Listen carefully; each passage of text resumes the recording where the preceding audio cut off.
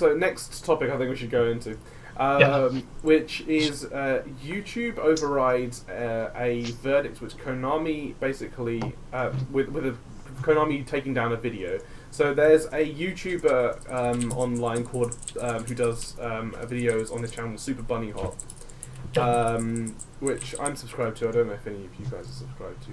Okay. I wasn't, but okay, fine. I've heard of him. So yeah, so basically, I was subscribed to him during the time that his video got taken down, and he then made a statement about. Well, he basically posted a video a few days ago, talking about this whole situation and the issue that happened. And he also posted the email that YouTube sent to him. So there's good things and bad things coming out of this whole thing. I mean, bad for Konami, but good for YouTube actually. Yeah. Really good. Good for YouTube. Good for consumers. So on Konami's side of things, first of all, so the emails that Super Bunny Hop was sent. They were taking his video down because apparently, so it included footage and music from a couple of their games right at the end, which he wasn't even mentioning. He wasn't even talking about. Yeah, there was like no audio from it. He was just kind of there for like a couple seconds. And the footage that he did take was mostly just menu screen. Yeah, like it was just menu screen that was free, not free license, but it wasn't any gameplay really. Yeah, no music. Also, as well, in YouTube's terms and conditions, there are certain, and like American law as well, there are certain conditions in which it is permissible to use footage and content. Yeah, there's fair use policies on all that, and he was well within them. Parody, information, education, you can show these things. So anyway. So what happened there was he put some. So that was a simple dispute. So he put some stuff in his video. It got taken down because Konami said that it was, it was bad and they didn't allow it. Whatever. Anyway, YouTube comes along, and I don't know if anybody knows about YouTube's history, but just so the guys who are watching, it hasn't been great. Yeah, it hasn't been great with this sort of stuff.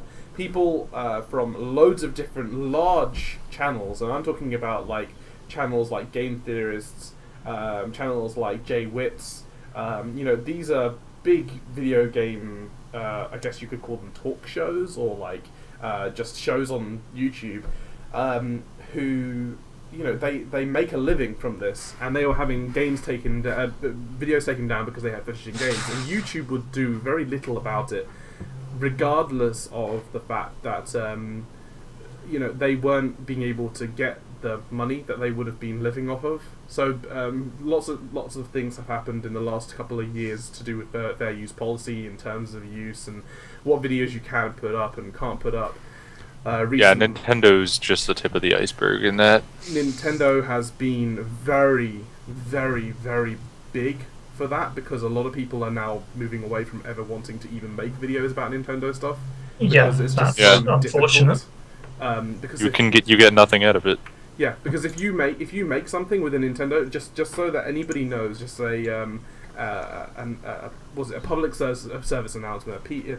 Was it a PSA? Yeah. Just talking about Nintendo in any way that requires using footage. Whatever you do not put any Nintendo footage on your videos, because it will be taken down. Like that. Especially audio.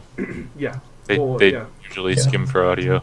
It's alright if you use pictures, which are free license. Like, we've got pictures on our website, and there's people use pictures in animate them and stuff like that. That's fine. Yeah, but you can't use footage or the music. Yeah. Don't do that.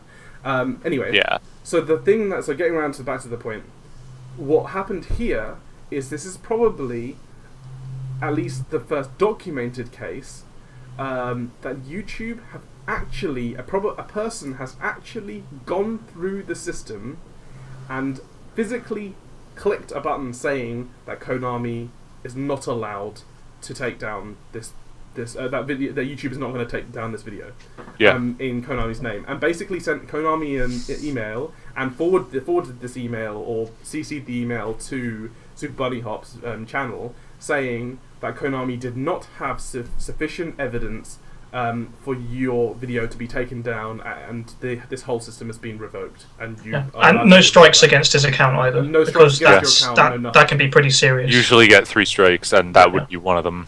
Yeah. So that's good that it's done now. And because anyone who sorry, no, I just wanted to finish. I'll just finish this off, and then you can talk. So basically the big thing that's come across from this is that first of all, Super Bunny Hop has now got hundreds of thousands of hits because Konami has done this. So if anything, Konami has shot themselves in the foot for doing this stunt. It's dry stand effect. Exactly. Unless that was Konami's idea. Also, on top of that, the really obvious thing about all this that everyone's been pointing out, if these things aren't true and it's all just unsubstantiated rumours and the letters that were leaked or whatever were made up, then just say no comment and ignore it. If you go and issue a takedown through a dodgy channel to get the video pulled down, it just makes you look even guiltier of whatever you're being accused of. Yeah, that's true. Whether it's true or not, it will make people assume that more, you know. But I mean, like the last thing is that it's really cool that we're seeing YouTube finally step up and protecting its users and its content creators who have brought it so much money in the past. I mean, these content creators slog their asses off every single day. I mean, me and Chris and Cameron and Matt in my team, we work our asses off all week long. I know we're not proper YouTubers at the moment. We're not proper Twitch TVers, I guess, or whatever you want to call us. We do this on the side. But even doing this on the side, it takes quite a bit of work to just do the research, find these topics to talk about, discuss them and stuff. And yes, we enjoy it, but it's still quite a lot of. It's time consuming. It's time consuming. I've got to do how I edit the videos and everything, and so on and so forth. So I mean, these people, this is their livelihoods they're riding on, and if the platform doesn't care enough about them to actually help them out and make sure that they can protect their own content, well then what hope do they have? So it's really, really nice to see YouTube finally stepping up and saying, it feels like an actual physical human being has looked at this project, has looked at this video and said, no, I think this is wrong. You're going to get your video down. You're going to get your video back. You're not going to have any strikes, and we're going to explain to Konami that they can't do this.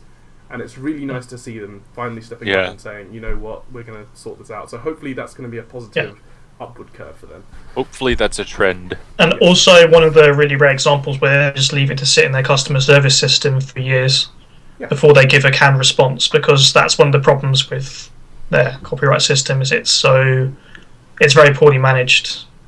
And if they're DMCAing everything, then you could get 3 strikes in a day. It's not so much almost in the same way that YouTube are supporting the companies making the takedowns. It's just that they aren't putting in enough effort into their system to be able to care.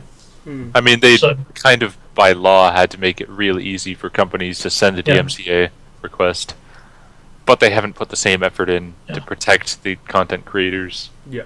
It's abused all the time. Claims. Yeah, for sure. Yeah.